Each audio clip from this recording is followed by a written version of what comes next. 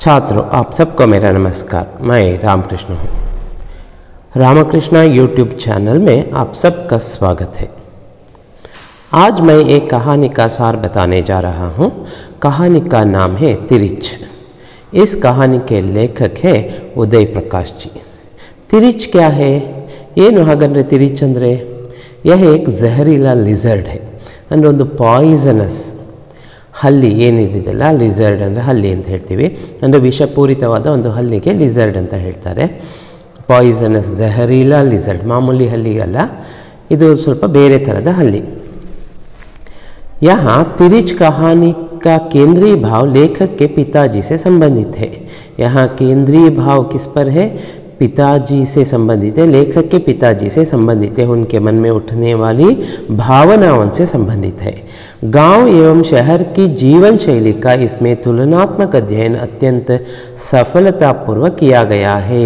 गांव में लोगों की ज़िंदगी कैसी होती है, शहर में जीवन कैसा होता है, गांव के लोग शहर जाने पर किन किन मुसीबतों का सामना करना पड़ता है, ये सारे विषय यहाँ उभर कर आए हैं. ಅಂದರೆ ಒಬ್ಬ ಹಳ್ಳಿಯ ವ್ಯಕ್ತಿ ನಗರಕ್ಕೆ ಹೋದಾಗ, ಪಟ್ಟಣಕ್ಕೆ ಹೋದಾಗ ಎಷ್ಟೆಲ್ಲ ಸಮಸ್ಯೆಗಳನ್ನು ಅನುಭವಿಸಬೇಕಾಗುತ್ತೆ ಅದನ್ನು ಇದರಲ್ಲಿ ವ್ಯಕ್ತಪಡಿಸ್ತಾ ಇದ್ದಾರೆ ಲೇಖಕರು. लेखक का नाम है उदय प्रकाश. गांव की सादगी तथा शहर का कृत्रिम आचरण इसमें प्रतिबिंबित होता है. पूरा निचोड़ ही है. यहाँ गांव की सादगी दिखाई गई है, सिंप्लिसिटी, ಅಂದರೆ ಹಳ್ಳಿಯ ಜೀವನ ಅಂದರೆ ಸರಳ ಜೀವನ. और शहर में क्या है? कृत्रिम आचरण, ಅಲ್ಲಿ ಕೃತ್ರಿಮವಾದ ಆಚರಣೆ ಇರುತ್ತೆ ಹೊರತು ನಿಜವಾದ ಪ್ರೀತಿ ವಾತ್ಸಲ್ಯಕ್ಕೆ ಅಲ್ಲಿ ಬೆಲೆ ಇಲ್ಲ ಅನ್ನೋದನ್ನು ಇದರಲ್ಲಿ ತೋರಿಸಿದ್ದಾರೆ. लेखक लिखते हैं कि जब यह घटना घटी थी उनके पिताजी की उम्र 55 साल थी. ಈ ಘಟನೆ ಆದಾಗ, ಆ್ಯಕ್ಚುಲಿ ಇದು ಒಂದು ಕನಸಲ್ಲಿ ಆಗೋದು, ಈ ಘಟನೆ ನಡೆದಾಗ लेखक के पिताजी की उम्र थी 55 साल. दुबला शरीर था, वे सोचते ज़्यादा थे, बोलते बहुत कम थे. उनके स्वभाव के बारे में बताते हुए बहुत सोचते थे लेकिन बहुत ही कम बोलते थे. आवश्यकता हो तभी वे अपना मुँह खोलते थे. कोई उन्हें समझ नहीं पाता था. ಅಂದರೆ ಸ್ವಲ್ಪ ಸೀರಿಯಸ್ ಆಗಿ ಇರ್ತಾಯಿದ್ರು, ಅವ್ರನ್ನ ಅರ್ಥ ಮಾಡ್ಕೊಳ್ಳೋದು ಅಷ್ಟು ಸುಲಭ ಇರ್ತಿರಲಿಲ್ಲ, क्योंकि वे बोलते बहुत कम थे ना. फिर भी उनकी संतान होने का गर्व उन्हें था. लेखक कहते हैं मेरे पिताजी ऐसे थे, इसका मुझे गर्व था, क्योंकि मेरे पिताजी पर मुझे गर्व होता है. क्यों होता है? क्योंकि उनका स्वभाव हमें अच्छा ही लगता था. लेखक तिरिच के बारे में बताते हैं कि तालाब के किनारे बड़ी बड़ी चट्टानों के ढेर में किसी चट्टान की दरार में तिरिच वास करता है. अब हमें तिरिच के बारे में जानना है ना. तिरिच ಅಂದ್ರೆ ಏನು, ಎಲ್ಲಿರುತ್ತೆ ಅಂತ. लेखक कहते हैं कि तालाब, ಎಲ್ಲಾದರೂ सरोवर ಕೆರೆ ಎಲ್ಲ ಇರುತ್ತಲ್ಲ, वहाँ किनारे बड़ी बड़ी चट्टानें होती है. बहुत उन चट्टानों के बीच में, दरार में तिरिच वास करता है. ಬಂಡೆಗಳ ಮಧ್ಯೆ ಎಲ್ಲಿ ಬಿರುಕು ಬಿಟ್ಟಿರುತ್ತಲ್ಲ ಅಲ್ಲಿ ಇದು ವಾಸ ಮಾಡುತ್ತಂತೆ. लेखक के दोस्त थानू ने कहा कि तिरिच में काले नाग की तुलना में 100 गुना ज़्यादा जहर होता है. लेखक का एक दोस्त था थानू, उसने क्या कहा? उसने कहा कि तिरिच में अगर तिरिच काटता है तो काले नाग से भी ज़्यादा जहरीला हुआ है. काले नाग की तुलना में 100 गुना ज़्यादा जहर उसमें होता है. ಅಂದರೆ ಕರಿ ನಾಗರಕ್ಕಿಂತ 100 ಪಟ್ಟು ಹೆಚ್ಚು ವಿಷ ತಿರಿಚಲ್ಲಿರುತ್ತೆ ಅಂತ ತಾನು ಹೇಳ್ತಾನಂತೆ. सांप तो तब काटता है जब उसके ऊपर पैर पड़ जाए या कोई ज़बरदस्ती उसे तंग करे. सांप हमें कब काटता है? जब हम उस पर पैर रखेंगे या उसे ज़बरदस्ती कुछ तंग करेंगे, ಅದಕ್ಕೆ ಏನಾದ್ರು ಡಿಸ್ಟರ್ಬ್ ಮಾಡಿದ್ರೆ ಮಾತ್ರ ಹಾವು ಕಚ್ಚುತ್ತಂತೆ. लेकिन तिरिच तो नज़र मिलते ही पीछे पड़ जाता है. लेकिन तिरिच जब हमारी नज़र उसकी नज़र से मिलती है तो पीछे पड़ जाता है. उससे बचना नामुमकिन है. उससे बचने के लिए कभी सीधे नहीं भागना चाहिए. अगर ಅದರಿಂದ ತಪ್ಪಿಸ್ಕೋಬೇಕಲ್ಲ, ಏನು ಮಾಡೋದು, ಹೇಗೆ ತಪ್ಪಿಸ್ಕೋಬೋದು? उसके लिए एक उपाय भी बताता है. उसे टेढ़ा मेढ़ा ಅಂದರೆ ಹಾಗೆ ಹೀಗೆ ಅಂಕು ಡೊಂಕಾಗಿ ಓಡಬೇಕಂತೆ. ಚಕ್ಕರ್ ಕಾಟ್ತೆ ಹುಯೇ ಗೋಲ್ ಮೋಲ್ ದೌಡ್ನಾ ಚಾಹಿಯೇ, ಅಂದರೆ ಅವಾಗ ಅದರ ರೂಟನ್ನು ತಪ್ಪಿಸೋದಕ್ಕೆ ಅಂತ. ಸೀದಾ ಓಡಿದರೆ ಹಿಂದೆ ಓಡಿಸ್ಕೊಂಡು ಬರುತ್ತೆ, ಹಾಗೆ ಹೀಗೆ ಆಚೆ ಅಂಕು ಡೊಂಕಾಗಿ ಓಡಿದರೆ ಅದಕ್ಕೆ ನಮ್ಮ ದಾರಿ ಮಿಸ್ ಆಗುತ್ತೆ ಅಂತ. तिरिच को चकमा देने के लिए आदमी को यह करना चाहिए कि पहले तो वह बिल्कुल पास पास कदम रखकर जल्दी जल्दी कुछ दूर दौड़े। अब तिरिच को चकमा देना है, धोखा देना है ना, उससे बचना है ना। बचने के लिए हम क्या कर सकते हैं? पहले दौड़ते समय हम कदम को नज़दीक रखें, ಸ್ವಲ್ಪ ಹತ್ತಿರದಲ್ಲಿ ಸ್ಟೆಪ್ಸ್ ಇಟ್ಕೊಂಡು ಓಡ್ತಾ ಇರಬೇಕು. ಫಿರ್ 4-5 ಬಾರ್ ಖೂಬ್ ಲಂಬಿ ಛಲಾಂಗದೆ ಒಂದು 4-5 ಸಲ ಜಾಸ್ತಿ ಜಂಪ್ ಮಾಡಿ ಅಂದರೆ ದೂರಕ್ಕೆ ಹೆಜ್ಜೆ ಹಾಕ್ಕೊಂಡು ಹೋಗಬೇಕಂತೆ, ಹಾರ್ತಾ ಹೋಗಬೇಕು. ಆವಾಗ ಅದಕ್ಕೆ ಅದು ಎಲ್ಲಿ ಹೋಗಿದೆ, ನೆಕ್ಸ್ಟ್ ಹೆಜ್ಜೆ ಎಲ್ಲಿದೆ ಅನ್ನೋದು ಅದಕ್ಕೆ ಗೊತ್ತಾಗೋದಿಲ್ಲ. तब पैर का निशान और उसमें बसी गंध ना मिलने के कारण तिरिच उलझन में पड़ जाता है. तब उसे पैर के निशान नहीं दिखते और उसमें जो गंध होती है ना, गंध ಆ ಪರಿಮಳ ಏನಿದೆ ಅದು ಅದಕ್ಕೆ ಗೊತ್ತಾಗೋದಿಲ್ಲ. ಆ ವಾಸನೆ ಸಿಗದೆ ಇದ್ದಾಗ ಅದು ದಾರಿ ತಪ್ಪಿಬಿಡುತ್ತೆ. हमारा पीछा नहीं कर पाता और अपने रास्ते से वह भटक जाता है. ದಾರಿ ತಪ್ಪೋದ್ರಿಂದ ಆವಾಗ ನಾವು ಅದರಿಂದ ಸೇವ್ ಆಗಬಹುದು ಅಂತ ಹೇಳ್ತಾ ಇದ್ದಾರೆ. जैसे ही तिरिच आदमी को काटता है वैसे ही वह वहाँ से भागकर किसी जगह पेशाब करता है. देखिए ये तो अजीब है ना. जब तिरिच हमें काटता है ना, किसी व्यक्ति को काटता है, काटते ही वह भाग जाता है और किसी ऐसी जगह जाकर पेशाब करता है और उस पेशाब में लौट जाता है. ಮೂತ್ರ ಮಾಡಿ ರಿಸಸ್ ಮಾಡಿ ಅದರಲ್ಲಿ ತಾನು ಹೊರಳಿಬಿಡುತ್ತಂತೆ, ಹೊರಳಾಡುತ್ತೆ. अगर तिरिच ने ऐसा कर दिया तो आदमी बच नहीं सकता. लोगों का मानना है, जन ये अंद्ಕೊಂಡಿದ್ದಾರೆ, अगर तिरिच काटने के बाद कहीं जाकर पेशाब करके उस पे लौटता है तो आदमी ज़रूर मर जाता है. तो इससे बचने का क्या उपाय है? अगर ಇದರಿಂದ ಹೇಗೆ ಸೇವ್ ಆಗೋದು? अगर उससे बचना है तो तिरिच के पेशाब में लौटने के पहले ही खुद किसी नदी या कुएं या तालाब में डुबकी लगा लेनी चाहिए. अगर आपको तिरिच के काटने से मरना नहीं है, बचना चाहते हैं, तो आपको क्या करना है? नदी में या किसी सरोवर तालाब में जाकर डुबकी लगाना है, तब आप बच सकते हैं. ये काम कब करना है? तिरिच के पेशाब करने से पहले हमें करना है. तिरिच के ऐसा करने से पहले ही उसे मार देना चाहिए, नहीं तो तिरिच के ऐसा करने से पहले उसे मार भी सकते हैं. तिरिच कब दौड़ता है काटने के लिए? तिरिच काटने के लिए तभी दौड़ता है जब उनसे नज़र टकरा जाए. ಅಂದರೆ ದೃಷ್ಟಿ ನಮ್ಮ ಆ ದೃಷ್ಟಿ ಕಣ್ಣಿಟ್ಟು ನೋಡಿ ಅದರ ದೃಷ್ಟಿ ನಮ್ಮ ದೃಷ್ಟಿ ಒಂದಾದಾಗ ಮಾತ್ರ ಅದು ನಮ್ಮನ್ನು ಕಚ್ಚೋದಕ್ಕೆ ಬರುತ್ತಂತೆ. आँख मिलते ही वह आदमी की गंध पहचान लेता है और वह पीछे लग जाता है. ಅದು ನಮ್ಮ ಹಿಂದೆ ಬೆಳುತ್ತಂತೆ, तब उससे बचना नामुमकिन हो जाता है. इसलिए कभी नज़र नहीं मिलाना चाहिए. लेखक भी तमाम बच्चों की तरह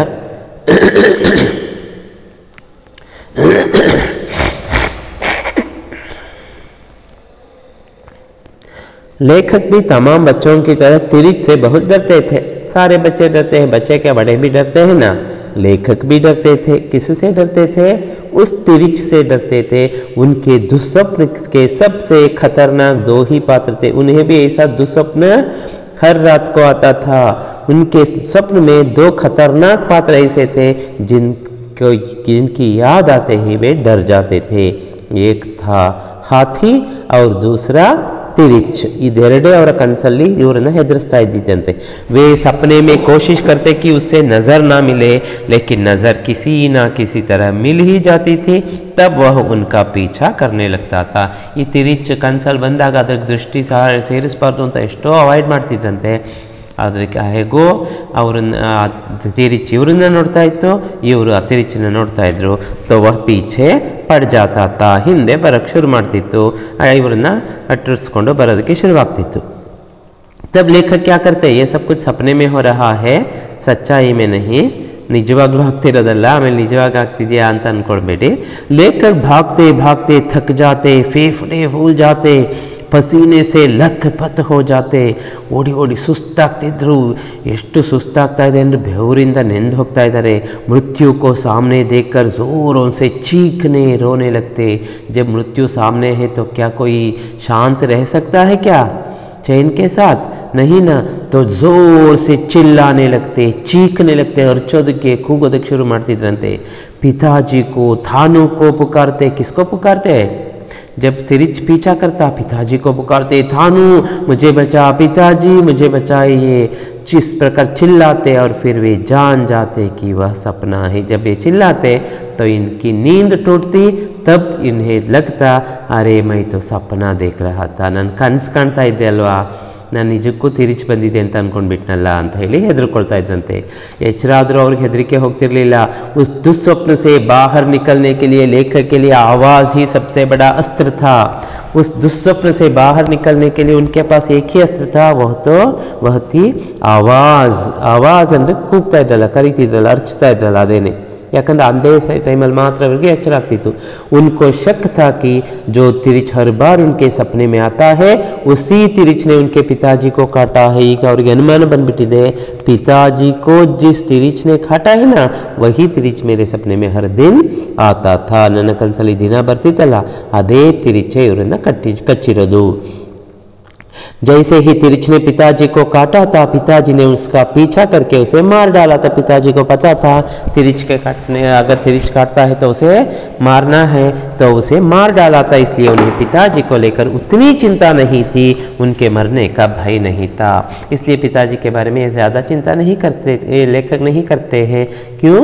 क्योंकि उन्होंने तिरिच को मारा था ना, तब पिताजी अब नहीं मरेंगे, ऐसा दृढ़ विश्वास लेखक में था। ಅಂದರೆ ನನ್ನ ತಂದೆ ಸಾಯೋದಕ್ಕೆ ಸಾಧ್ಯ ಇಲ್ಲ, ಯಾಕೆ ಅವರು ತಿರಿಚನ್ನ ಸಾಯಿಸಿದಾರಲ್ಲ, ಸೊ ಇವರಿನ್ನೂ ಸಾಯೋದಿಲ್ಲ ಅಂತ ಒಂದು ನಂಬಿಕೆ ಇವರಲ್ಲಿದೆ। रात भर पिताजी की चिकित्सा चलती रही। पिताजी की चिकित्सा चल रही है क्योंकि वह नाई भी आया है ना। अगली सुबह उनको शहर जाना था। ನೋಡಿ ಎಂತ ಅಂದರೆ ನೆಕ್ಸ್ಟ್ ಡೇನೇ ಅವರು ಸಿಟಿಗೆ ಹೋಗಬೇಕಾಗಿತ್ತು। अदालत से उनके नाम का एक समन आया था, ಒಂದು समन्स इश्यू ಆಗಿದೆ कोर्टिंದ। अदालत ಅಂದರೆ कोर्ट, वहाँ जाना ही था। उनके गांव से शहर जाने वाली बसों की संख्या कम थी। उनके गांव से शहर जाने के लिए बस बहुत कम थी, इसीलिए पिताजी 2 किलोमीटर पैदल चलकर एक ट्रैक्टर पर चढ़े। इसलिए वे क्या करते हैं, 2 किलोमीटर पैदल चलते हैं और वहाँ जाकर एक ट्रैक्टर उनको मिलता है, उस पर बैठकर वे शहर की ओर रवाना होते हैं। 2-2.5 घंटे का सफ़र था। वहाँ से 2-2.5 घंटे 2-2.5 घंटे ಕಾಲದಲ್ಲಿ ಅವರು ಸಿಟಿ ಮುಟ್ತಾರೆ। ರಾಸ್ತೆ ಮೇ ತಿರಿಚ್ ವಾಲಿ ಬಾತ್ ಚಲಿ ಹೋಗ್ಬೇಕಾದ್ರೆ ಟ್ರ್ಯಾಕ್ಟರಲ್ಲಿ ಎಲ್ಲ ಊರಿನ ಜನ ಎಲ್ಲ ಅವರು ಇವರು ಇರ್ತಾರಲ್ಲ ಪ್ಯಾಸೆಂಜರ್ಸ್। ಸೊ ತಿರಿಚ್ ವಾಲಿ ಬಾತ್ ಚಲಿ ಏನಾಗಿದೆ, ನಿಮಗೆ ಯಾಕೆ ಪಟ್ಟಿ ಕಟ್ಟಿದ್ದೀರಲ್ಲ ಏನು ಎಲ್ಲ ಕೇಳ್ತಾರೆ। तो लेखक ने कहा उसी ट्रैक्टर में पंडित राम अवतार भी थे। जिस ट्रैक्टर पर लेखक के पिताजी बैठे थे उसी ट्रैक्टर पर इनके पिता एक पंडित थे राम अवतार भी।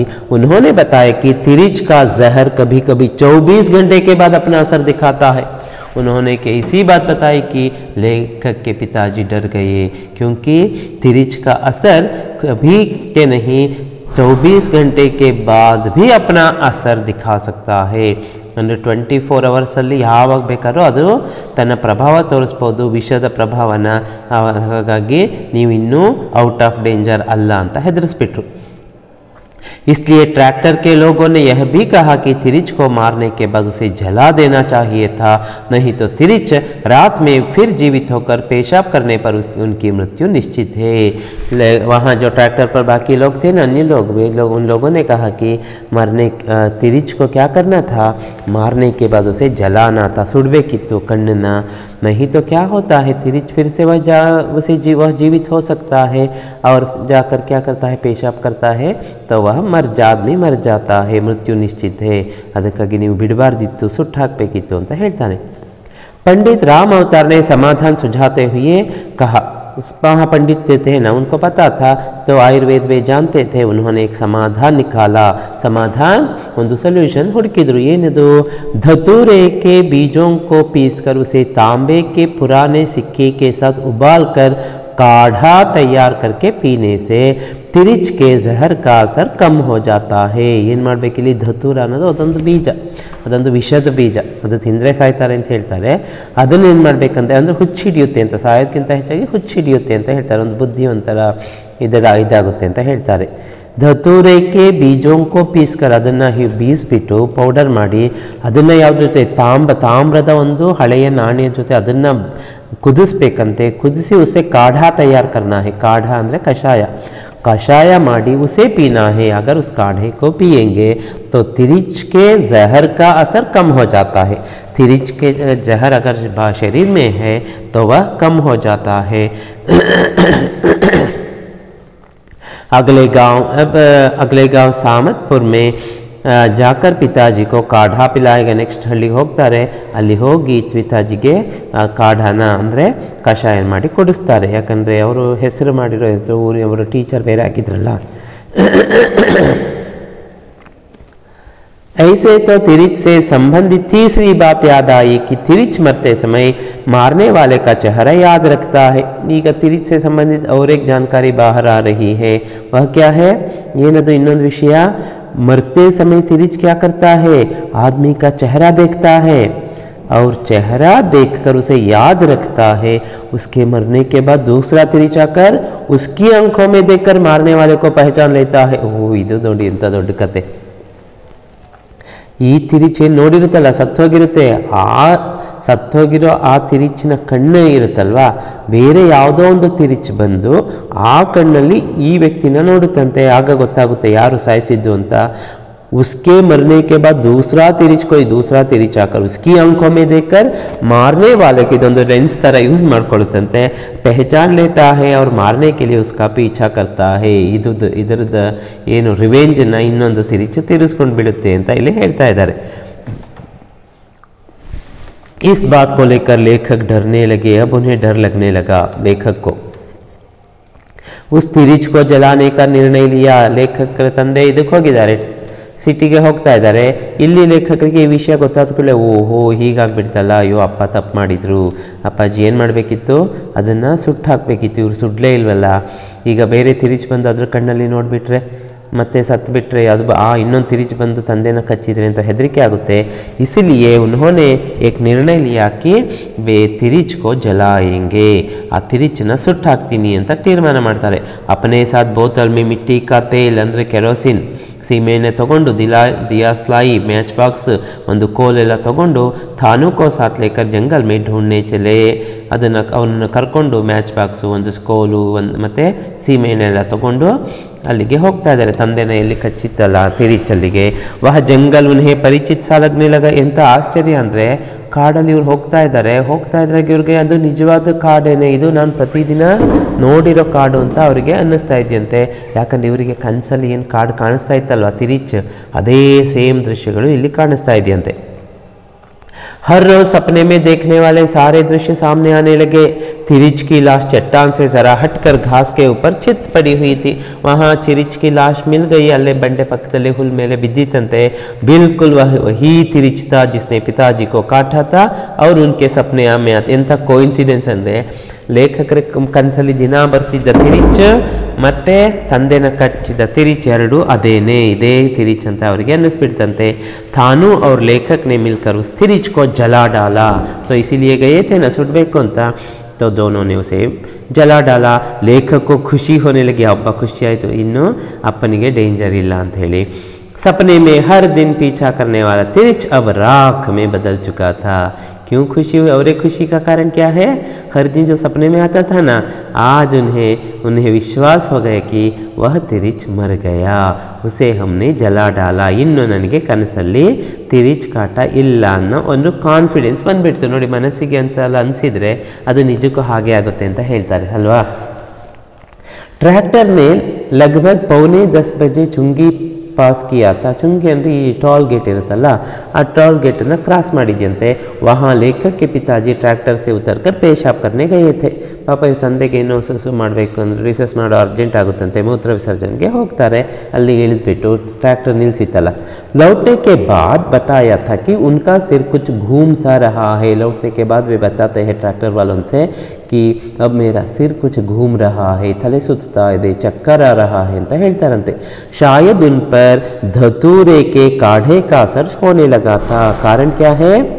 धतूरे का काढ़ा बना के पिया था ना, ಅಂದರೆ ಆ ಧತೂರ ಬೀಜದ ಕಷಾಯ ಮಾಡಿ ಕುಡಿದಿರೋ ಮೋಸ್ಟ್ಲಿ ಅದರದ್ದು ಪ್ರಭಾವ ಬೀರ್ತಾ ಇತ್ತು ಅನಿಸುತ್ತೆ. ಲೇಖಕ್ ಕೆ ಪಿತಾಜಿ 10:05 के आसपास शहर में मिनर्वा ಟಾಕೀಸ್ के पास उतरे थे। ಇನ್ನೇ ನೆಕ್ಸ್ಟ್ ಸಿಟಿ ಬಂತು 10 ಗಂಟೆ 5 ನಿಮಿಷ ಅಥವಾ 7 ನಿಮಿಷ ಅಷ್ಟರೊಳಗಡೆ 5ರಿಂದ 5 6 7 ನಿಮಿಷದಲ್ಲಿ 10 ಗಂಟೆ 5 ನಿಮಿಷ ಅಥವಾ 6 ನಿಮಿಷ ಆಗಿತ್ತು ಅನಿಸುತ್ತೆ ಮಿನರ್ವಾ ಟಾಕೀಸ್ ಅನ್ನೋ ಜಾಗದಲ್ಲಿ ಇಳಿತಾರಂತೆ ಯಾಕಂದರೆ ಅಲ್ಲಿಂದ ಕೋರ್ಟಿಗೆ ಹತ್ರ ಅಂತ ಅಲ್ಲಿ ಹೇಳ್ತಾರೆ ಅಥವಾ ಇಳಿದು ಬಿಡ್ತಾರೆ ತಬ್ ತಕ್ ಉನ್ಕಾ ಗಲಾ ಭೀ ಸೂಖ್ನೆ ಲಗಾತಾ ಅಲ್ಲಿ ಇಳಿಯೋ ಹೊತ್ತಿಗೆ ಗಂಟಲೆಲ್ಲ ಒಣಗಕ್ಕೆ ಶುರುವಾಗ್ಬಿಟ್ಟಿದೆ ಗಲಾ ಸೂಖ್ನ ಅಂದ್ರೇನು ಗಂಟಲು ಒಣಗ್ತಿದೆ ಅಂದರೆ ಬಾಯಾರಿಕೆ ಆಗ್ತಿದೆ ಉನ್ಹೇ ಅದಾಲತ್ ಜಾನೆ का रास्ता भी मालूम नहीं था होगली कोर्टिಗೆ ಹೋಗೋ ದಾರಿ ಗೊತ್ತಿದೆಯಾ वो भी पता नहीं था और शहर के लोगों से पूछकर कहीं जाने से उन्हें बहुत तकलीफ होती है शहर के लोगों से वे पूछने से पूछ सकते थे लेकिन इन्हें बड़ी तकलीफ होती ಕಷ್ಟ ಆಗ್ತಿತ್ತಂತೆ ಯಾಕಂದರೆ ಅವರಿಗೆ ಸರಿ ರೆಸ್ಪಾನ್ಸ್ ಬರಲ್ಲ ಅಂತ ಗೊತ್ತಿತ್ತು ಈ ಸಿಟಿಯ ಜನರು ಏನಾದ್ರು ಕೇಳಿದ್ರು ಗೊತ್ತಿಲ್ಲ ಐ ಡೋಂಟ್ ನೋ ಸೀದಾ ಹೋಗ್ತಾನೆ ಇರ್ತಾರೆ ನೋಡಿ अंदर स्पंदिसो जन कड़मे अंत उन्हें गांव की पगडंडियाँ याद रहती थी किंतु वे शहर की सड़कों को भूल जाते थे ನೋಡಿ ಅವರು ಹಳ್ಳಿನಿರೋ ಒಂದು ಗಲ್ಲಿನೂ ಅವರಿಗೆ ನೆನಪಿಗೆ ಬರ್ತಿತ್ತಂತೆ ಕಾಲು ದಾರಿಗಳು ನೆನಪಿತ್ತು ಆದರೆ ಸಿಟಿನಲ್ಲಿ ಅವ್ರ ರಸ್ತೆಗಳೇ ಇವರಿಗೆ ಪಾಪ ಕನ್ಫ್ಯೂಸ್ ಆಗ್ತಾ ಇತ್ತಂತೆ ಎಲ್ಲ ರಸ್ತೆ ನೋಡಿದ್ರು ಒಂದೇ ಥರ ಅನ್ನಿಸ್ತಾ ಇತ್ತಂತೆ ಬಾಯಾರಿಕೆ ಆಗಿದೆ ಕೋರ್ಟಿಗೆ ಹೋಗಬೇಕು ಜನ ಕೇಳಿದರೆ ಸರಿ ಉತ್ತರ ಕೊಡ್ತಾರೋ ಇಲ್ಲೋ ಅನ್ನೋ ಹೆದರಿಕೆ ಬೇರೆ ಈಗ ಏನು ಮಾಡ್ಬೋದು ಪಾಪ ಅಲ್ವಾ अंत परिस्थिति इद्दाग जस्ट इमेजिन माड्ಕೊಳ್ಳಿ मिनर्वा ಟಾಕೀಸ್ के पास उतरने के बाद से लेकर 6 बजे तक लेखक के पिताजी ने क्या क्या किया होगा ಬೆಳಿಗ್ಗೆ 10 ಗಂಟೆ 5 ನಿಮಿಷದಲ್ಲಿ ಇಳಿದವರು ಸಂಜೆ 6 ಗಂಟೆವರೆಗೂ ಪಾಪ ಏನೆಲ್ಲ ಮಾಡಿದರು ಎಷ್ಟೆಲ್ಲ ಕಷ್ಟ ಸಿಟಿನಲ್ಲಿ ಅನುಭವಿಸ್ತಾರೆ ಅನ್ನೋದನ್ನು ಇಲ್ಲಿ ಮುಂದೆ ಹೇಳ್ತಾರೆ ನೋಡಿ ನಮಗೆ ಕೇಳಿದ್ರೆ ಅಯ್ಯೋ ಅಂತ ಅನಿಸುತ್ತೆ ಹಾಗೆ ಆಗಿದೆ क्या क्या किया होगा इसका धुंधला सा अनुमान ही लगाया जा सकता है यह जानकारी लोगों से पूछताछ के बाद मिली है ಇದನ್ನೆಲ್ಲ ನಾವು ತಿಳಿಬೇಕು ಅಂದರೆ ಹೇಗೆ ಗೊತ್ತಾಗುತ್ತೆ ಲೇಖಕರ ತಂದೆ ಅಂತೂ ಇರಲಿಲ್ಲ ಹಾಗಾದ್ರೆ ಏನಾಗಿರ್ಬೋದು ಈ ವಿಷಯ ಎಲ್ಲ ಜನರನ್ನು ಕೇಳಿ ತಿಳ್ಕೊಂಡಿದ್ದಾರಂತೆ ಸೊ ಏನೇನು ವಿಷಯಗಳಾಗುತ್ತೆ ನೋಡ್ತಾ ಹೋಗೋಣ उस दिन बुधवार 17 मई 1972 था 17 मई 1972 लेखक का अनुमान है कि उनके पिताजी को ट्रैक्टर से उतरने के बाद प्यास लगी होगी होटल या ढाबे की तरफ गए भी होंगे इಳಿದ ಕೂಡಲೇ ಅವರಿಗೆ ಬಾಯಾರಿಕೆ ಆಗಿದೆಯಲ್ಲ ಸೊ होटल में जाकर पानी पीने के बारे में सोचा होगा या ढाबे में जाकर संवेदनशील होने के कारण पानी नहीं मांगा होगा ಸ್ವಲ್ಪ ಸೆನ್ಸಿಟಿವ್ ಇವರು ಸಿಟಿನಲ್ಲಿ ಜನರು ಕೇಳಿ ಏನಾದ್ರು ಬೈದ್ಬಿಟ್ರೆ ಅಂತ ಹೇಳಿ तो इन्होंने पानी नहीं मांगा होगा ಕೇಳ್ದಲೇ ಇರಬಹುದು ಸಂಕೋಚ ಪಟ್ಕೊಂಡು ವಾಪಸ್ ಬಂದಿರಬಹುದು पिछली बार उनको किसी होटल में पानी मांगने के कारण मार पड़ी थी पिछली बार ऐसा एक हुआ था ऐसी घटना हुई थी किसी होटल में गई पानी मांगने तो होटल वालों ने इन्हें मारकर भगा दिया था ಹೊಡೆದು ಓಡಿಸ್ಬಿಟ್ಟಿದ್ರಂತೆ ಪಾಪ ಅದಕ್ಕೆ ಇವರಿಗೆ ಈ ಸಲ ಕೇಳೋದಕ್ಕೆ ಧೈರ್ಯ ಬಂದಿಲ್ಲ ಅನಿಸುತ್ತೆ 10:15 बजे से लेकर 11 बजे तक उन पर काढ़े का असर काफ़ी बढ़ चुका था 10 ಕಾಲಿಂದ 11 ಗಂಟೆ ಹೊತ್ತಿಗೆ ಇವರ ಮೇಲೆ ಕಷಾಯದ ಪ್ರಭಾವ ಜಾಸ್ತಿ ಆಗ್ತಾ ಹೋಗ್ತಿದೆ ಕೋರ್ಟ್ का पता नहीं ढूंढ पाए होंगे इधर उधर चक्कर लगाए होंगे ಇನ್ನು ಕೋರ್ಟ್ ಅಡ್ರೆಸ್ಸು ಗೊತ್ತಾಗಲಿಲ್ವಲ್ಲ ಅಲ್ಲಿ ಇಲ್ಲಿ ಸುತ್ತಾಡಿ ಪಾಪ ಸುಸ್ತಾಗಿ ಹೋಗಿದ್ದಾರೆ ठीक 11 बजे देशबंधु मार्ग पर स्थित स्टेट बैंक ऑफ इंडिया की इमारत में घुसे थे 11 o'clock की इವರು देशबंधु मार्ग मतलब रोड देशबंधु मार्ग पर एक बैंक है स्टेट बैंक ऑफ इंडिया उस इमारत के अंदर गए आ बिल्डिंग ಒಳಗಡೆ ಹೋಗ್ತಾರೆ उनके गांव का रमेश दत्तभूमि विकास सहकारी बैंक में क्लर्क था उनके गांव का एक आदमी रमेश है नाम उसका दत्तभूमि विकास सहकारी बैंक में वह क्लर्क था ಆದರೆ ಇವರಿಗೆ ಪಾಪ ಬ್ಯಾಂಕ್ ಅಂತ ಮಾತ್ರ ನೆನಪಿತ್ತು ಯಾವ ಬ್ಯಾಂಕ್ ಅನ್ನೋದು ಗೊತ್ತಿರಲಿಲ್ಲ ಶಾಯದ್ ಉಸ್ ಬ್ಯಾಂಕ್ को यही बैंक समझकर उससे मिलने गए होंगे ಓ ಇದು ಬ್ಯಾಂಕಲ್ಲಿ ಇದ್ದಾನೆ ಅಂದಮೇಲೆ ಇದೇ ಬ್ಯಾಂಕ್ ಅಂದ್ಕೊಂಡು ಸೀದಾ ಪಾಪ ಹೋಗಿದ್ದಾರೆ ಒಳಗಡೆಗೆ उससे पानी मांगकर पीने के साथ ही अदालत का रास्ता पूछने गए होंगे वे उनसे पानी मांगकर पीना चाहते थे क्योंकि परिचित था ना गाँव वाला था ना गाँव का आदमी था ना और अदालत का रास्ता भी वे शायद उसी से पूछना चाहते थे इसलिए बैंक के अंदर गए थे वे सीधे बैंक के कैशियर अग्निहोत्री के सामने जाकर खड़े हो गए सीधा कैशियर सामान्य कैशियर अल्ले ಮುಂದೆ ಇರ್ತಾರಲ್ಲ ಅವ್ರ ಮುಂದೆ ಹೋಗಿ ನಿಂತ್ಕೊಂಡಿದ್ದಾರೆ उनके चेहरे पर धूल जमने के कारण डरावने लग रहे थे ಪಾಪ ಸುತ್ತಾಡಿದ್ರಲ್ಲ 10 ಕಾಲಿಂದ 11 ಗಂಟೆವರೆಗೂ ಜೊತೆಗೆ ಇದೆಲ್ಲ ಆಗಿತ್ತಲ್ಲ ಸುಸ್ತು ಬೇರೆ ಆಗಿದೆ तो मुखद मेलेಲ್ಲ धूल ತುಂಬಿಟ್ಟಿದೆಯಂತೆ अग्निहोत्री ने चौकीदार को बुलाया अग्निहोत्री ने इनको देखते ही चौकीदार को बुलाया ಯಾರೋ ಭಿಕ್ಷುಕ ಇರಬಹುದು ಹುಚ್ಚ ಇರಬಹುದು ಅನ್ಕೊಂಡು ಅಲ್ಲಿ ವಾಚ್ಮನ್ ಅನ್ನು ಕರೀತಾರೆ ನೇಪಾಳಿ चौकीदार जो खड़ा था ना बंदूक लेकर उनको दबोच लिया ಹಿಡ್ಕೊಂಡು ಎಳ್ಕೊಂಡು ಹೋಗ್ಬಿಡ್ತಾನೆ उन्हें मारने लगे उनकी तलाशी ली गई उनके पैसे और कागजात जब्त कर लिए गए ಅವ್ರನ್ನ ಹೊಡೆದು ಅವ್ರ ಜೋಬಲ್ಲಿರೋ ಏನೆಲ್ಲ ಪತ್ರಗಳಿತ್ತು ಹಣ ಇತ್ತು ಪೇಪರ್ಗಳು ಎಲ್ಲದನ್ನು ಕಿತ್ಕೊಂಡು ಬಿಡ್ತಾರೆ ऐसा करके उन्हें बाहर कर दिया ಎಷ್ಟು ಪಾಪ ಹೇಗೆಲ್ಲಾಗಿದೆ ನೋಡಿ जब वे बैंक से बाहर निकले तो उनके कपड़े फटे हुए थे. ಹೊಡೆಯೋ ಇದರಲ್ಲಿ ಇವ್ರ ಬಟ್ಟೆ ಎಲ್ಲ ಹರಿದು ಹೋಗ್ಬಿಟ್ಟಿದೆ. निचला होंठ कट गया था, ಕೆಳಗಿನ ತುಟಿ ಬೇರೆ ಕಟ್ಟಾಗಿದೆಯಂತೆ. वे ठीक तरह से बोल भी नहीं पा रहे थे. शब्द भी ठीक तरह से नहीं निकल रहे थे. पंडित राम अवतार के अनुसार, पंडित राम अवतार ಹೇಳ್ತಾರೆ ಅಂದರೆ ಒಂದು ಅನುಮಾನ, ಗೆಸ್ ಮಾಡೋದು, ಶಾಯದ್ ಉನ್ ಪರ್ ತಿರಿಚ್ ಕೆ ಜಹರ್ का असर शुरू हो ही चुका था. ಅವ್ರಿಗೆ ಹಾಗೆಲ್ಲ ಆಗೋದಕ್ಕೆ ಕಾರಣ ಏನು ಅಂದರೆ ಮೋಸ್ಟ್ಲಿ ತಿರಿಚ್ ಕಚ್ಚಿತ್ತಲ್ಲ, 24 hours ಟೈಮ್ ಇದೆ ಅಂತ ಹೇಳಿದ್ರಲ್ಲ, उसका असर, उसका प्रभाव शुरू हो चुका था. इसलिए दिमाग ठीक तरह से काम नहीं कर रहा था. ಅದಕ್ಕೆ ಬುದ್ಧಿ ಸ್ವಲ್ಪ ಭ್ರಮಣೆ ಆದಾಗೆ ಆಗಿರಬಹುದೇನೋ ಅಂತ ಹೇಳ್ತಾರೆ. ಜೀವನ में पहली बार उन्हें बुरी तरह से मार पड़ी थी. ಜೀವನದಲ್ಲಿ ಯಾವತ್ತೂ ಇಂಥ ಪರಿಸ್ಥಿತಿ ಅವರಿಗೆ ಬಂದಿರಲಿಲ್ಲ. पहली बार उन्हें इतनी मार पड़ी थी, ಇಷ್ಟು ಪೆಟ್ಟು ತಿಂದಿರಲಿಲ್ಲ. वे बचपन से ही ಅಪೆಂಡಿಸೈಟಿಸ್ के ಶಿಕಾರ थे. ಮೊದಲೇ ಪಾಪ ಚಿಕ್ಕ ವಯಸ್ಸಲ್ಲೇ ಇವರಿಗೆ ಕಾಯಿಲೆ ಇತ್ತಂತೆ, ಅಪೆಂಡಿಕ್ಸ್ ಕಾಯಿಲೆ ಇವರಿಗೆ ಚಿಕ್ಕ ಇವರು ಮಗುವಾಗಿದ್ದಾಗಲೇ ಇತ್ತಂತೆ. वे लगभग 1:15 बजे शहर के पुलिस थाना पहुँचे. ಹಾಗೂ ಸುತ್ತಾಡಿ ಒಂದು ಕಾಲಕ್ಕೆ, ಮಧ್ಯಾಹ್ನ 1 ಕಾಲಿಗೆ ಇವರು कहाँ पहुँचते हैं, पुलिस थाने में पहुँचते हैं. वहाँ से अदालत की दूरी सिर्फ 1 किलोमीटर थी. ಅಲ್ಲಿಂದ ಜಸ್ಟ್ 1 ಕಿಲೋಮೀಟರಲ್ಲಿ ಕೋರ್ಟ್ ಇದೆ. लेकिन उन्होंने अदालत जाने की बात ही नहीं सोची. ಅಷ್ಟೊತ್ತಿಗೆ ಇವರ ತಲೆಯಿಂದ ಕೋರ್ಟಿಗೆ ಹೋಗೋ ವಿಷಯನೇ ಮರ್ತು ಹೋಗ್ಬಿಟ್ಟಿದೆ. ಯಾಕಂದರೆ ಅವರಿಗೆ ಅಷ್ಟೊಂದು ಅವರು ಇದರದ್ದು ಪ್ರಭಾವ ಆಗಿದೆ. ಅದು ಧತೂರದ ಕಾಢ ಪ್ರಭಾವ ಇರ್ಬೋದು, ತಿರುಚಿತೋ ಗೊತ್ತಿಲ್ಲ.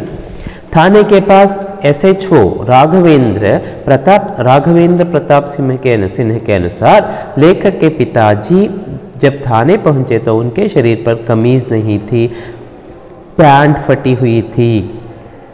ಅಲ್ಲಿ SHO ರಾಘವೇಂದ್ರ ಪ್ರತಾಪ್ ಸಿಂಹ ಸ್ಟೇಷನಲ್ಲಿ ಇದ್ರಲ್ಲ, ಅವ್ರು ಹೇಳೋದೇನೆಂದರೆ ಇವರ ತಂದೆಯ ಸ್ಟೇಷನಿಗೆ ಹೋದಾಗ ಶರ್ಟೇ ಇರಲಿಲ್ವಂತೆ, ಮತ್ತು ಪ್ಯಾಂಟ್ ಎಲ್ಲ ಹರಿದು ಹೋಗಿತ್ತಂತೆ. लगता था कि वे कहीं गिरे होंगे या किसी वाहन ने उन्हें टक्कर मारी होगी. शायद वे कहीं गिरे होंगे, ಬಿದ್ದಿರ್ಬೋದು ಅಥವಾ ಆಕ್ಸಿಡೆಂಟ್ ಆಗಿರ್ಬೋದು, ಯಾವುದೋ ವೆಹಿಕಲ್ ಬಂದು ಗುದ್ಕೊಂಡು ಹೋಗಿರ್ಬೋದು. उनके चेहरे और कंधों के नीचे उल्टी लगी हुई थी. ಮತ್ತು ಮುಖದಲ್ಲಿ ಮತ್ತು ಶೋಲ್ಡರ್ ಎಲ್ಲ ಪಾಪ ಉಲ್ಟಿ ಅಂದರೆ ವಾಮಿಟ್ ಮಾಡ್ಕೊಂಡಿದ್ರಂತೆ. और उसकी बहुत तेज़ गंध उठ रही थी, ಅದ್ರ ಬದಬೂ ನಿಕಲ್ ರही थी, ಅದರ ವಾಸನೆ ಬೇರೆ ಬರ್ತಾ ಇತ್ತಂತೆ. उनकी हालत देखकर, उनकी स्थिति देखकर किसी को पता तक नहीं चला कि वे बकेली ग्राम के प्रधान और भूतपूर्व अध्यापक है. ಅವರ ಕಂಡೀಷನ್ ನೋಡಿಬಿಟ್ಟು, ಅಪೀರೆನ್ಸ್ ನೋಡಿ ಯಾರಿಗೂ ಗೊತ್ತೇ ಆಗಲಿಲ್ಲ ಅವರು ಬಕೇಲಿ ಗ್ರಾಮದ ಪ್ರಧಾನರು, ಅಂದರೆ ಹೆಡ್ ಆಫ್ ದಿ ವಿಲೇಜ್, ಮತ್ತು ಭೂತಪೂರ್ವ ಅಧ್ಯಾಪಕ, ರಿಟೈರ್ಡ್ ಟೀಚರ್ ಅಂತ ಯಾರಿಗೂ ಪಾಪ ಗೊತ್ತಾಗಲಿಲ್ವಂತೆ. ನೋಡಿ, ಅಂಥ ಒಳ್ಳೆ ಪೊಸಿಷನಲ್ಲಿ ಇದ್ದವ್ರಿಗೆ ಹೀಗಾಯಿತು. सबने उन्हें पागल समझकर बाहर निकाल दिया. शायद उन्हें कहीं पीने के लिए पानी भी ना मिला हो. 2:15 बजे तक कहाँ भटकते रहे किसी को इसका अंदाज़ा नहीं है. 2:15 1 ಕಾಲಿಂದ 2 ಕಾಲವರೆಗೂ ಎಲ್ಲೆಲ್ಲಿ ಸುತ್ತಾಡಿದ್ರು ಪಾಪ ಯಾರಿಗೂ ಇದ್ರ ಬಗ್ಗೆ ವಿಷಯ ಗೊತ್ತಿಲ್ಲ. अब वे शहर में बिल्कुल उत्तरी छोर पर बनी सबसे संपन्न कॉलोनी, सिटिंद नॉर्थ गिरो ಒಂದು कॉलोनी ಇದೆಯಂತೆ, एक है, वहाँ पहुँचते हैं. इतवारी कॉलोनी का नाम क्या है, इतवारी कॉलोनी में पहुँचले. सामान्यವಾಗಿ ಎಲ್ಲ ಹೈ ಜನರೇ ಇರೋ ಜಾಗ. अपने पैर घिसटते हुए जा रहे थे. ಹೇಗೆ ಹೋಗ್ತಾ ಇದ್ದಾರೆ ನೋಡಿ, ಕಾಲನ್ನು ಎಳ್ಕೊಂಡು ಹೋಗ್ತಾ ಇದ್ದಾರೆ, ಅಂದರೆ ಪೆಟ್ಟು ಬಿದ್ದಿದೆ ನೋಡಿ. अब तक उनके शरीर पर सिर्फ एक पट्टेदार जांग ही था. सब ने उनको पागल समझा. उस कॉलोनी में रहने वाले अखबार के संवाददाता और कवि सत्येंद्र ಥಪಲಿಯಾಲ್ ನೇ ಕಹಾ. ಈಗ ಅವ್ರ ಇದರಲ್ಲಿ ಪ್ಯಾಂಟು ಇಲ್ಲ. ಈಗ ನೋಡಿ ಹೇಗೆ ಆಗಿರ್ಬೋದು, ಅವರು ಒಂದು ಚಡ್ಡಿ ಥರ ಹಾಕ್ಕೊಂಡಿದ್ದಾರೆ, ಅಷ್ಟು ಬಿಟ್ಟರು ಬೇರೆ ಏನು ಶರೀರದಲ್ಲಿಲ್ಲ. ಅಲ್ಲಿ ಒಬ್ಬರು ಸಂವಾದದಾತ, ಪೇಪರ್ದು ಒಬ್ಬರು ರಿಪೋರ್ಟರ್ ಇದ್ರಂತೆ. ಉನ್ಕಾ ನಾಮ್ ಹೇ ಸತ್ಯೇಂದ್ರ ಥಪಲಿಯಾಲ್. ಉನ್ಹೋನೆ ಕಹಾ, ಅವ್ರು ಹೇಳ್ತಾ ಇರ್ತಾರೆ, ಅದೇ ಕಾಲೋನಿನಲ್ಲಿ ಅವರು ಇದ್ದವರು, ಅವ್ರು ಹೇಳ್ತಾ ಇರ್ತಾರೆ, ಅವರು ಇವರು ನೋಡಿದ್ದಾರೆ. ವೇ ಕುಚ್ ಬಕ್ ರಹೇ ಥೆ, वे बार कह रहे थे, मैं Ram Swarath Prasad, ex school headmaster and village head of Gram Bakeli. ಯಾವಾಗಲೂ ಅವರು ಅದನ್ನೇ ಹೇಳ್ತಿದ್ರಂತೆ, my Ram Swarath Prasad, ex school headmaster and village head of Gram Bakeli, ಇದನ್ನೇ ಹೇಳ್ತಿದ್ರಂತೆ. उन्होंने कहा कि वे दिल्ली जाने की जल्दी में थे, इसलिए उनकी कुछ मदद नहीं कर पाए. ನಾನು ಡೆಲ್ಲಿಗೆ ಹೊರಟಿದ್ದೆ ಅರ್ಜೆಂಟಾಗಿ, ಅದಕ್ಕೆ ಪಾಪ ಅವ್ರಿಗೇನು ಹೆಲ್ಪ್ ಮಾಡಲಿಲ್ಲ ಅಂತ ಅವರು ಆಮೇಲೆ ಹೇಳ್ತಾರಂತೆ. उस कॉलोनी के लड़के लेखक के पिताजी को तंग करने लगे और उन पर पत्थर भी बरसने लगे। उस कॉलोनी में जो लड़के थे ना गुंडे लोग, वे लोग क्या करते हैं, ಹುಡುಗರೆಲ್ಲ ಸೇರ್ಕೊಂಡು ಏನು ಮಾಡ್ತಾರೆ, ಇವ್ರನ್ನ ಚುಡಾಯಿಸ್ತಾರೆ, ಕೀಟ್ಲೆ ಮಾಡ್ತಾರೆ, ಮತ್ತು ಇವ್ರನ್ನ ಹೊಡಿತಾರೆ, ಕಲ್ಲಲ್ಲೆಲ್ಲ ಬಿಸಾಡ್ತಾರೆ ಇವ್ರು ಯಾವಲ್ಲ ಹುಚ್ಚ ಅಂದ್ಕೊಂಡು। लेखक कहते हैं कि अगर हिसाब लगाया जाए तो उनके पिताजी सुबह से लगभग 30-32 किलोमीटर की दूरी पर भटक चुके थे। दूरी ಅಂದರೆ ಒಂದು 30-32 ಕಿಲೋಮೀಟರ್ ಪಾಪ ನಡೆದಿರಬಹುದು ಬೆಳಗ್ಗೆಯಿಂದ। ನೋಡಿ ಎಷ್ಟು ಕಷ್ಟ ಆಗಿರ್ಬೋದಲ್ವಾ, ಏನು ನೀರು ಕುಡಿಯೋದಕ್ಕೆ ನೀರಿಲ್ಲ, ಊಟ ಮಾಡಲಿಲ್ಲ, ಏನೂ ಇಲ್ಲ, ಜೊತೆಗೆ ಕಷಾಯದ ಎಫೆಕ್ಟ್ ಬೇರೆ, ತಿರಿಚು ಕಚ್ಚಿದ್ದು ಅಂಥ ಟೈಮಲ್ಲಿ 30-32 ಕಿಲೋಮೀಟರ್ ನಡೆದರೆ ಮನುಷ್ಯನ ಸ್ಥಿತಿ ಮತ್ತು ಬೈಸ್ಕೊಂಡಿರೋದು, ಹೊಡೆಸ್ಕೊಂಡಿರೋದು, ಅವಮಾನ, ಧೂಳು, जस्ट ಒಂದ್ಸಲ इमेजिन ಮಾಡ್ಕೊಳ್ಳಿ ಎಷ್ಟು ಕಷ್ಟ ಆಗಿರಬಹುದು ಅವರ ತಂದೆಗೆ। कुछ देर के बाद लेखक के पिताजी नेशनल रेस्टोरेंट के नाम के एक ढाबे के सामने घिरे हुए थे। ಸ್ವಲ್ಪ ಹೊತ್ತಾಯಿತು, ಸಂಜೆ ಟೈಮ್ ಆಗಿದೆ, ನ್ಯಾಷನಲ್ ರೆಸ್ಟೋರೆಂಟ್ ಅಂತ ಒಂದು ಢಾಬಾ ಮುಂದೆ ಬಂದು ಅಲ್ಲಿದ್ದಾರಂತೆ, ಸುತ್ತ ಜನ ಸೇರ್ಕೊಂಡಿದ್ದಾರೆ। ढाबे के मालिक सरदार सतनाम सिंह ने बताया कि उस वक्त उनके जिस्म पर सिर्फ पट्टे वाली एक चड्डी थी। ಆ ಢಾಬಾದ ಮಾಲೀಕ ಇದ್ದಂತ सरदार सतनाम सिंह ने बताया, क्या कहा कि आ ಟೈಮಲ್ಲಿ ಅವರ ಇದರಲ್ಲಿ ಒಂದು ಪಟ್ಟಿ ಚಡ್ಡಿ ಇದ್ಬಿಟ್ರೆ ಬೇರೆ ಏನೂ ಇರಲಿಲ್ಲ, ಪೇಟ್ ಪಿಚ್ಕಾ ಹೋತ, ಹೊಟ್ಟೆ ಎಲ್ಲ ಒಳಗಡೆ ಹೋಗ್ಬಿಟ್ಟಿತ್ತು। ದಾಹಿನಿ ಆಂಖ್ ಬಲಗಣ್ಣೆ ಮೇಲೆ ಅವ್ರ ನಿಚ್ಚಲೆ ಹೊಣಸೆ ಖೂನ್ ಬೆಹರಾತ, ಮತ್ತು ಕೆಳಗಿನ ತುಟಿಯಿಂದ ಬ್ಲಡ್ ಬರ್ತಿತ್ತು, ಅಂದರೆ ಬ್ಲೀಡಿಂಗ್ ಎಲ್ಲ ಆಗ್ತಾಯಿತ್ತು, ಅಂದರೆ ತುಂಬ ಹೊಡೆದಿದ್ದಾರೆ ಯಾರು ಅಂತ ಆಯ್ತಲ್ಲ, ಕಲ್ಲು ಪೆಟ್ಟೆಲ್ಲ ಬಿದ್ದಿರ್ಬೋದು। लेखक कहते हैं कि एक सुरंग जैसा लंबा सम्मोहक लेकिन डरावना सपना जैसे उनको आता था पिताजी को भी आता रहा होगा। ಲೇಖಕರಿಗೆ ಹೇಳ್ತಾರೆ, ಯಾವ ಥರದ ಕನಸು, ಭಯಂಕರವಾದ ಭಯಾನಕವಾದ ಸ್ವಪ್ನ ನನಗೆ ಬೀಳ್ತಾ ಇತ್ತಲ್ಲ, ತಂದೆನೂ ಮೋಸ್ಟ್ಲಿ ಇದೇ ಥರ ಕನಸು ಕಾಣ್ತಾ ಇರಬಹುದು। ನೀವೇ ಇಷ್ಟೆಲ್ಲ ಕೇಳಿದ್ದು ಸತ್ಯ ಅಂತ ಅನ್ಕೋಬೇಡಿ, ಇದೆಲ್ಲ ಲೇಖಕರ ಕನಸಲ್ಲಿ ಬಂದಿರಬಹುದು, ಲೇಖಕರ ತಂದೆಗೂ ಇದೇ ಥರದ ಕನಸು ಬಿದ್ದಿರಬಹುದು। पिताजी को भी आता रहा होगा। इस समय तक पिताजी पूरी तरह से मान चुके होंगे कि यह जो कुछ भी हो रहा है सब झूठ और अवास्तविक है, इसीलिए वे बार बार उस सपने से जागने की कोशिश भी करते रहे होंगे। बीच बीच में ज़ोर ज़ोर से बोलने का यही मतलब रहा होगा। ಇಲ್ಲ ಹೀಗಾಗೋಕ್ಕೆ ಸಾಧ್ಯ ಇಲ್ಲ ಅಂತ ಅವ್ರಿಗೆ ಅನಿಸಿರ್ಬಹುದು, ಅದಕ್ಕೆ ಅವ್ರು ಜೋರಾಗಿ ಮಾತಾಡ್ತಾ ಇದ್ದಾರೆ, ಯಾಕಂದರೆ ನಿದ್ದೆಯಿಂದ ಎಚ್ಚರ ಆಗುತ್ತೆ ಅಂತ ಅವರ ಮನಸ್ಸಲ್ಲಿ ಬಂದಿರಬಹುದು, ಅದಕ್ಕೆ ಅವ್ರು ಜೋರಾಗಿ ಐ ಆಮ್ ಸ್ವಾರತ್ ಪ್ರಸಾದ್ ಎಲ್ಲ ಹೇಳ್ತಿದ್ರಲ್ಲ। सतनाम सिंह का कहना था कि वह भीड़ नेशनल रेस्टोरेंट के सामने से तब हटी जब बड़ी देर तक पिताजी ज़मीन से उठे ही नहीं। ಅಲ್ಲಿ ಒಂದು ಗುಂಪು ಜನ ಸೇರಿದ್ರಲ್ಲ, ತುಂಬ ಜನ ಇವರು ಸುತ್ತುವರೆದಿದ್ರಲ್ಲ, ಅವ್ರು ಯಾವಾಗ ಗುಂಪು ಹೋಗಿದ್ದು ಅಂದರೆ ಇವರು ಹೇಳಲೇ ಇಲ್ವಂತೆ, ಅಂದರೆ ಒಂಥರ ಅನ್ಕಾನ್ಶಿಯಸ್ ಆಗಿ ಬಿದ್ದುಬಿಟ್ಟಿದ್ದಾರೆ ಪಿತಾಜಿ। उनके मुंह से खून आना शुरू हो गया था, सिर में भी चोटें आई थी, ತಲೆಗೆ ಪೆಟ್ಟು ಬಿದೆ, ಬಾಯಿಂದ ಎಲ್ಲ ರಕ್ತ ಬರ್ತಾ ಇದೆ, वे उसी जगह पर पड़े हुए थे। इससे डरकर सतनाम सिंह ढाबा बंद करके डिलाइट टॉकीज़ में ಆನ್ ಮಿಲೋ ಸಜ್ನಾ ಫಿಲಮ್ देखने चला गए। ನೋಡಿ ಅಂಥ ಸಿಚುವೇಶನ್ ಈ ಸತ್ನಾಮ್ ಸಿಂಹ ಏನು ಮಾಡಬೇಕಿತ್ತು, ಹೋಗಿ ಸಹಾಯ ಮಾಡ್ಬೋದಿತ್ತಲ್ವ, ಅವನೇನು ಮಾಡ್ತಾನೆ, ಯಾಕೆ ಇದೆಲ್ಲ ನಮಗೆ ಬೇರೆಯವ್ರದ್ದು ವಿಷಯ ಅಂತ ಹೇಳಿ ಢಾಬಾನು ಕ್ಲೋಸ್ ಮಾಡಿ ಸೀದಾ ಡಿಲೈಟ್ ಟಾಕೀಸ್ ಹೋಗಿ ಆನ್ ಮಿಲೋ ಸಜ್ನಾ ಅಂತ ಮೂವಿ ನೋಡೋಕ್ಕೆ ಹೋಗ್ತಾನೆ। ಅಂದರೆ ನೋಡಿ ಮನುಷ್ಯನಿಗೆ ಅವನಲ್ಲಿ ಮಾನವೀಯತೆಯೇ ಇಲ್ಲ, ಸಿಟಿನಲ್ಲಿ ಜನರಿಗೆ ಪೊಲೀಸ್ ಸ್ಟೇಷನಲ್ಲಿ ಇರ್ಬೋದು, ಬ್ಯಾಂಕಲ್ಲಿ ಇರ್ಬೋದು, ಹೇಗೆಲ್ಲ ಟ್ರೀಟ್ ಮಾಡ್ತಾರೆ ಅನ್ನೋದು ನಮಗೆ ಒಂದೊಂದಾಗಿ ಗೊತ್ತಾಗ್ತಾ ಇದೆ ಅಲ್ವಾ। ಅಡ್ರೆಸ್ ಹೇಳೋದಿಲ್ಲ, ನೀರು ಕೇಳಿದರೆ ಹೊಡಿತಾರೆ ನೋಡಿ। लगभग 6 बजे तक लेखक के पिताजी गणेश व मोची की दुकान पर गए। ಆಮೇಲೆ ಒಂದು 6 ಗಂಟೆ ಆಗಿತ್ತು ಅನ್ಸುತ್ತೆ ಸಂಜೆ, ಗಣೇಶ್ ವ ಅಂತ ಒಬ್ಬ ಮೋಚಿ ಇದ್ದ, ಮೋಚಿ ಅಂದರೆ ಚಪ್ಪಲಿ ಹೊಲಿಯೋ ಕೆಲಸ ಮಾಡೋರು, ಅಂದರೆ ಚಮ್ಮಾರ, ಅವನ ಅಂಗಡಿಗೆ ಹೋಗ್ತಾರಂತೆ।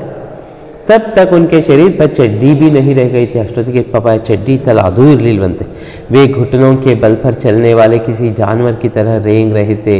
ಈ ಪ್ರಾಣಿ ಯಾವ ಥರ 4 ಕಾಲುಗಳನ್ನು ಇರುತ್ತಲ್ಲ ಹಾಗೆ ಮನುಷ್ಯ, ಅಂದರೆ ಈ ವ್ಯಕ್ತಿ, ಈ ತಂದೆ ಏನು ಮಾಡ್ತಾರೆ, 4 ಕೈ ಕಾಲು ಸಪೋರ್ಟ್ ಇಟ್ಕೊಂಡು ಪ್ರಾಣಿ ಥರ ತೆವಳ್ಕೊಂಡು ಹೋಗಿ ಅಲ್ಲಿ ಅಂಗಡಿನಲ್ಲಿ ಕೂತ್ಕೊಂಡು ಬಿಟ್ಟಿದ್ದಾರೆ। ಗಣೇಶ್ ವ ಮೋಚಿ ने अन्य मोचियों की मदद से उन्हें खींच कर बाहर पटरी पर छोड़ दिया। ಗಣೇಶ್ ವ ಮೋಚಿ ಏನು ಮಾಡ್ತಾನೆ, ಅಂಗಡಿಗೆ ಬಂದಿದ್ದಾನಲ್ಲ ಇವನು ಯಾವನೋ ಹುಚ್ಚ ಅಂದ್ಕೊಂಡು ಅವನನ್ನು ಹೊರಗಡೆ ಹಾಕಿ ಅವರನ್ನು ರೋಡಿಗೆ ಹಾಕಿಸ್ಬಿಡ್ತಾನೆ, ಬೇರೆ ಮೋಚಿಗಳನ್ನೆಲ್ಲ ಕರೆಸಿ। ತಬ್ ಗಣೇಶ್ವನೇ ಉನ್ಕೋ ಪಹಚಾನ್ ಹಾಕಬೇಕಾದ್ರೆ ಇವ್ರಿಗೆ ಅನ್ನಿಸ್ತದೆ, ಇವ್ರು ಯಾರೋ ನೋಡಿರೋ ಥರ ಇದೆಯಲ್ಲ, ಇವ್ರು ಯಾರೋ ಪರಿಚಯದವ್ರ ಥರ ಇದ್ದಾರಲ್ಲ, ಯಾರಿರ್ಬೋದು ಇವರು ಅಂತ ಹೋಗಿ ನೋಡ್ತಾನಂತೆ। ಉನ್ಸೆ ಬಾತ್ ಕರ್ನೆ ಕಿ ಕೋಶಿಶ್ ಕಿ ಲೇಕಿನ್ ಲೇಖಕ್ ಕೆ ಪಿತಾಜಿ ಬೋಲ್ ನಹಿ ಪಾ ರಹೆ ಥೆ। ಮಾತಾಡಿಸ್ಬೇಕು ಅಂತ ಹೋಗಿ ಟ್ರೈ ಮಾಡ್ತಾನೆ, ಲೇಕಿನ್ ಪಿತಾಜಿ ಬೋಲ್ ನಹಿ ಪಾ ರಹೆ ಥೆ, ಅಷ್ಟು ಪೆಟ್ಟಾಗಿದೆ, ಅನ್ಕಾನ್ಶಿಯಸ್ ಸ್ಟೇಜಲ್ಲಿದ್ದಾರೆ। ಬಹುತ್ ದೇರ್ ಬಾದ್ ಉನ್ಹೋನೆ ರಾಮ್, ಸ್ವಾರತ್ ಪ್ರಸಾದ್ और बकेली जैसा कुछ कहा। ತುಂಬ ಹೊತ್ತಾದಮೇಲೆ ಪದೇ ಪದೇ ಕೇಳಿದ ಮೇಲೆ ರಾಮ್ ಸ್ವಾರಥ್ ಪ್ರಸಾದ್ ಬಕೇಲಿ ಅಂತ ಎನ್ನುವ ಶಬ್ದಗಳು ಬಂತು. ಫಿರ್ ಹಮೇಶಾ ಕೆ ಲಿಯೆ ಚುಪ್ ಹೋ ಗಯೆ, ಮತ್ತೆ ಇನ್ನು ಅವರು ಮಾತೇ ಆಡಲಿಲ್ಲ, ಅಂದರೆ ಸತ್ತೇ ಹೋದರು. लेखक के पिताजी की मृत्यु 6:15 बजे के आसपास हुई थी. ಒಂದು 6:15 ಹೊತ್ತಿಗೆ ಅವರ ತಂದೆ ಸತ್ತು ಹೋಗಿದ್ದಾರೆ. ತಾರೀಖ್ ಥಿ 17 ಮೈ 1972, ಅದೇ ಸೇಮ್ ಡೇ 17 ಮೇ 1972 ಸಂಜೆ 6:15ಗೆ ಸತ್ತಿರ್ಬೋದು. ಒಂದು ಬೆಳಿಗ್ಗೆ 10:15 ಸಂಜೆ 6:15ವರೆಗೂ ಏನೆಲ್ಲ ಕಷ್ಟ ಅನುಭವಿಸಿದ್ದಾರೆ ಗೊತ್ತಾಗಿದೆ ಅಲ್ವಾ. 24 ಗಂಟೆ ಅಂದರೆ ಹಿಂದಿನ ದಿವಸ ಸಂಜೆ ಅದೇ 6:15ಗೆ तिरिच कच्चितल्वा. 24 घंटे पहले लगभग इसी वक्त उन्हें जंगल में तिरिच ने काटा था. पुलिस ने लेखक के पिताजी के शव को शहर के मुर्दा घर में रखवा दिया था. पुलिस ಎಲ್ಲ ಬಂದರು, ಸತ್ತಿದ್ದ ಡೆಡ್ ಬಾಡಿ ಯಾವುದೋ ಇದೆ ಅನಾಥ ಬಾಡಿ ಅಂದ್ಕೊಂಡು ಅದನ್ನು ಹೋಗಿ ಒಂದು ಏನು ಶವಾಗಾರದಲ್ಲಿ ಇರಿಸಿದ್ದಾರೆ ಹಾಸ್ಪಿಟಲಲ್ಲಿ. पोस्टमार्टम में पता चला था कि उनकी हड्डियों में कई जगह फ्रैक्चर था. पोस्टमार्टम ಮಾಡಿ ನೋಡಿದ ಮೇಲೆ ಅವರಿಗೆ ಮೂಳೆಗಳೆಲ್ಲ ಮುರಿದು ಹೋಗಿತ್ತಂತೆ, ಎಷ್ಟೋ ಮೂಳೆಗಳು, ಯಾಕಂದ್ರೆ ಅಷ್ಟು ಹೊಡೆದಿದ್ದಾರೆ ನೋಡಿ. ಫ್ರ್ಯಾಕ್ಚರ್ था, ಆಕ್ಸಿಡೆಂಟು ಆಗಿರಬಹುದು.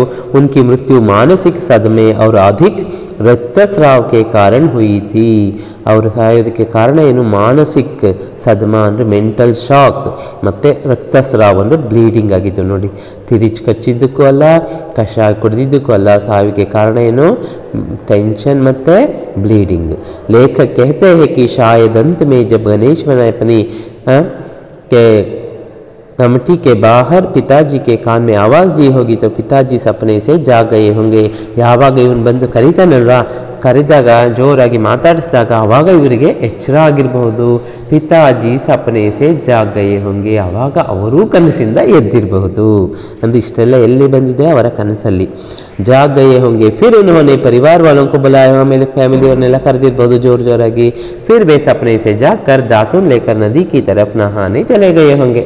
ಮತ್ತೆ ಬ್ರಷ್ ತಗೊಂಡು ನದಿ ಕಡೆ ಸ್ನಾನ ಮಾಡ್ಕೊಳ್ಳೋಕ್ಕೆ ಹೋಗಿದ್ದಾರೆ. ಯಾಕಂದರೆ ಬೆಳಿಗ್ಗೆ ಆದ ಕೂಡಲೇ ಎಲ್ಲಿಗೆ ಹೋಗಬೇಕಿತ್ತು, ಕೋರ್ಟಿಗೆ ಹೋಗಬೇಕಿತ್ತಲ್ಲ. ಇಸ್ ಲಂಬೆ ದುಸ್ವಪ್ನಕ್ಕೋ ಭೂಲ್ ಗಯೆ ಹೊಂಗೆ, ಅದನ್ನು ಮರ್ತಿರ್ಬೋದು. ಉನ್ಹೋನೆ ಅದಾಲತ್ ಜಾನೆ ಕೆ ಬಾರೆ ಮೇ ಹಿ ಸೋಚಾ ಹೋಗಾ, ಅಯ್ಯೋ ಇವತ್ತು ನಾನು ಕೋರ್ಟಿಗೆ ಹೋಗಬೇಕಲ್ಲ ಅಂತ ಯೋಚನೆ ಮಾಡಿದ್ದಾರೆ. अंत में लेखक कहते हैं कि अब उन्हें यानी लेखक को तिरिच का सपना नहीं आता. ಹೀಗೆ ನೋಡಿ ಎಂಥ ಆಶ್ಚರ್ಯ ಅಂದರೆ, ಇವತ್ತು ನೆಕ್ಸ್ಟ್ ಡೇಯಿಂದ ಅವರಿಗೆ ಆ ತಿರಿಚ್ ಕನಸು ಬೀಳ್ತಾನೆ ಇಲ್ಲ. ಯಾಕೆ, ಇವರೇ ಹೋಗಿ ಸುಟ್ಟಿದ್ದು ಎಲ್ಲ ಆಯ್ತಲ್ಲ ಕನಸಲ್ಲಿ. नहीं आता है. अब उनके सपने में शहर का दृश्य और वहाँ के लोग आते हैं जो लेखक के पीछे पड़े हैं, उन्हें मारना चाहते हैं. ಆದರೆ ಬರ್ತಾ ಇರೋದು ಯಾರು, ತಿರಿಚಿಗಿಂತ ಭಯಾನಕವಾದ ಜನರು. ಎಲ್ಲಿಯ ಜನ, ಶಹರ್ ಕೆ ಲೋಗ್. ಉನ್ಕಾ ವ್ಯವಹಾರ, ಅವರು ಜಲ್ಲಿ ಯಾವ ಥರ ವ್ಯಕ್ತಿಯ ಹಿಂದೆ ಬಿದ್ದು ಅವರನ್ನು ಸಾಯಿಸ್ತಾರಲ್ಲ ಇವರ ತಂದೆನ ಕನಸಲ್ಲಿ, ಹಾಗೆ ತಿರಿಚಿಗಿಂತ ಡೇಂಜರಸ್ ಜಹರೀಲಾ जहर किसमें है, शहर के लोगों में है, ऐसा लेखक कहते हैं. तिरिच पाठ के माध्यम से लेखक ने शहरी लोगों के बुरे व्यवहार के बारे में कहा है. इंಥ ಕೆಟ್ಟ ವ್ಯವಹಾರ ಮಾಡ್ತಾರಲ್ವ ಅದ್ರ ಬಗ್ಗೆ ಹೇಳಿದ್ದಾರೆ. ಉನ್ಕೆ ಅಜ್ನಬಿ ಬನ್ ಕೆ ಬಾರೆ ಮೇ, ಅಜ್ನಬಿ ಅಂದರೆ ಎಲ್ಲರೂ ಸ್ಟ್ರೇಂಜರ್, ಒಬ್ಬರು ಮಾತಾಡ್ಸಿದ್ರು ಸರಿ ಮಾತಾಡೋದಿಲ್ಲ, ರೆಸ್ಪಾಂಡ್ ಮಾಡೋಲ್ಲ ನೋಡಿ. यह कहानी शहरी जीवन का पोल खोलने में सफल रही है. ಏನು ನಿಜವಾದ ಸಿಟಿ ಜೀವನ ಹೇಗಿರುತ್ತೆ ಅನ್ನೋದನ್ನು ಇಲ್ಲಿ ತೋರಿಸಿದ್ದಾರೆ. गांव के लोगों के लिए खासकर बुजुर्ग लोगों के लिए गांव से शहर जाना जन्नत से जहन्नुम में जाने के समान है. ಹಳ್ಳಿಯ ಜನರು, ಅದರಲ್ಲೂ ವಯಸ್ಸಾದವರು ಏನಾದರೂ ಹಳ್ಳಿಯಿಂದ ಸಿಟಿಗೆ ಹೋಗೋದು ಸ್ವರ್ಗದಿಂದ ನರಕಕ್ಕೆ ಹೋದಷ್ಟೇ ಕಷ್ಟ ಆಗುತ್ತೆ. इस प्रकार तिरिच कहानी के माध्यम से हमें कई सारी बातें शहर से संबंधित जानने को मिलती है. यहाँ प्रश्न देखेंगे. तिरिच कहानी के लेखक कौन है, उदय प्रकाश. आप उत्तर लिख सकते हैं. तिरिच क्या होता है, एक जहरीला लिजर्ड, पॉइजनस ಒಂದು ಲಿಸರ್ಡ್ ಅಂತ ಗೊತ್ತಿದೆ. लेखक के पिताजी का क्या नाम था, राम स्वारथ प्रसाद ಹೇಳಿದ್ದಾರೆ ಅವರೇನೆ. ट्रैक्टर पर लेखक के पिताजी की भेंट किस पंडित से हुई, ಅವ್ರು ಹೇಳ್ತಾರೆ पंडित राम अवतार, ಅವರೆಲ್ಲ ಹೇಳೋದು ಕಷಾಯ ಕುಡಿಯೋದಕ್ಕೆ. लेखक के पिताजी शहर क्यों जाना चाहते थे, अदालत से एक समन आया था. अदालत से ಅಲ್ಲೊಂದು ಸ್ಪೇಸ್ ಬೇಕು, एक समन आया था, ಸಮನ್ಸ್ ಬಂದಿತ್ತು, ಅದಕ್ಕೆ ಹೋಗಬೇಕಿತ್ತು. लेखक सपने में तिरिच आता था. किसके सपने में तिरिच आता था, लेखक के सपने में तिरिच आता था. तिरिच किसी को काटने के बाद क्या करता है, कच्ची में रेल मारते हेळे पेशाब करके उसमें लौटता है, ಅದರಲ್ಲಿ ಹೊರಲಾಡುತ್ತೆ. मोचिका का नाम क्या था, गणेशवा. किस कॉलोनी के लोगों ने लेखक के पिताजी को बहुत पीटा, इतवारी कॉलोनी. कॉलोनी का नाम क्या है, इतवारी. ಸಂವಾದದಾತ ಕहाँ जा रहा था, दिल्ली जा रहा था. ಹಾಗೆ ಸಂದರ್ಭ ಎಲ್ಲಿದೆ, ಸಂದರ್ಭ ನೋಡ್ಕೊಳ್ಳಿ, ಲಾಂಗ್ ಆನ್ಸರ್ ಇದೆ. सुनने के लिए आप सबको धन्यवाद.